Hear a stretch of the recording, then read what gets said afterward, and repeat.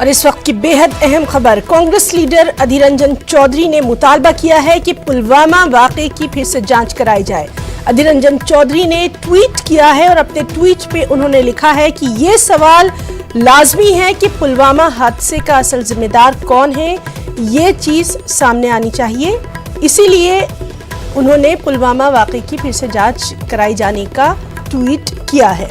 तो कांग्रेस लीडर अधीर रंजन चौधरी ने मुतालबा किया है, अपने ट्वीट में उन्होंने लिखा है कि पुलवामा वाकये की फिर से जांच कराई जाए।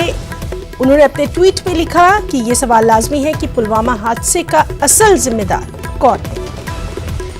तो बेहद अहम खबर, कांग्रेस लीडर अधीर रंजन चौधरी का मुतालबा कि पुलवामा वाकये की फिर से जांच कराई जाए। उन्होंने अपने ट्वीट में लिखा कि ये सवाल लाजमी है कि पुलवामा हादसे का असल जिम्मेदार कौन है। और जाहिर सी बात है कि कांग्रेस की तरफ से ये सवाल किया गया है। अब इस पर बीजेपी की तरफ से क्या कुछ रिएक्शन सामने आएगा, क्या कुछ सियासी इसमें गर्मी जो है वो छाएगी, इस पर भी लगातार हमारी नजर बनी रहेगी, क्योंकि कांग्रेस ने अहम सवाल उठाया है।